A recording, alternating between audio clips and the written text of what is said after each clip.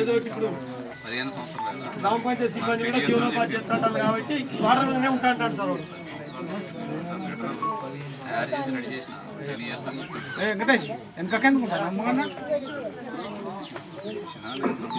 ఏదో ఇప్పుడు 15 సంవత్సరాలు గ్రామ పంచాయతీ సిబ్బంది కూడా జీవనోపాధి అంటారు కాబట్టి వాటర్ మీదనే ఉంటా అంటాడు సార్ వాడు.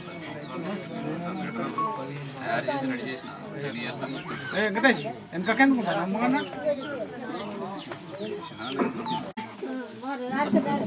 ఏమ్మా ఏ రోజు అవుతుందమ్మా తల్లి ఏమ్మా ఏ రోజు అవుతుందమ్మా తల్లి అందుకని ఈరోజు శ్రీకారం ఇది గ్రామ పంచాయతీ రెండు నాకు ఇప్పుడు గ్రామ పంచాయతీ నేను ఆల్రెడీ ఆర్డర్ తీసుకున్నాను.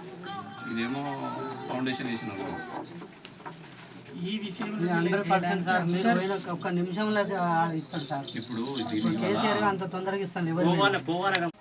శేషన్ గన్పూర్ నియోజకవర్గంలో సముద్రాల విలేజ్ చింతపండు వెంకటస్వామి గారు గత నెలలో ఆర్థికపరమైన భారంతో మరణించడం జరిగింది. తెలంగాణ ప్రాంతంలో దాదాపు 55,000 మంది గ్రామం వ్యవస్థలో గ్రామ పంచాయతీ కింద పనిచేయడం జరుగుతుంది. చాలని జీతాలతో సతమతమవుతున్న ఈ గ్రామ పంచాయతీ సిబ్బందికి అండగా నిలవడానికి ఈ మధ్య కాలంలో నేను గౌరవ అధ్యక్షునిగా వీరి యొక్క హక్కుల కోసం నన్ను నియమించడం నేను శుభపరిణామంగా చేస్తూ ఆ రోజు కొన్ని నియమాలను తీర్మానించడం జరిగింది.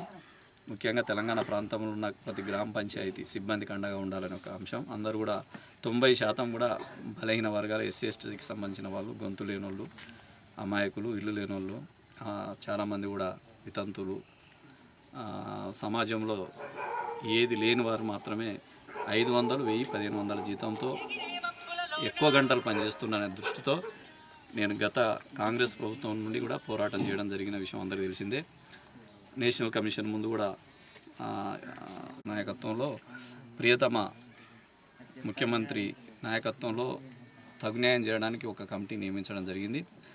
గత ప్రభుత్వాల యొక్క ఆలసత్వం, వారు పట్టించుకోకపోవడం, బలహీన వర్గాల ఓట్ల కోసం ప్రభుత్వాలు పనిచేసినవి తప్పితే బలహీన వర్గాల ఆశయాల కోసం గతంలో ఆ ప్రభుత్వం పనిచేయలేదు. ఇప్పుడున్న కేసీఆర్ గారి నాయకత్వంలో ఎక్కడ బలహీనంగా ఉన్న ప్రభుత్వం పనిచేసే ప్రతి ఉద్యోగస్తులకు కూడా అండగా నిలబడుతుంది. నాకు కూడా నమ్మకం ఉంది. ఎందుకంటే ఈ మధ్యకాలంలో నేను కూడా పార్టీని గత ప్రభుత్వాలు చేసిన ఈ ఇబ్బందులు, విధానాలను బట్టి ఈ తెలంగాణ సాధించుట కీలక పాత్ర పోసిన మనందరం కలిసి రేపు జరిగే అభివృద్ధిలో భాగస్వాములు కావాలన్న ఆశతో ముందుకు పోయినాం. అందులో నా ప్రధానమైన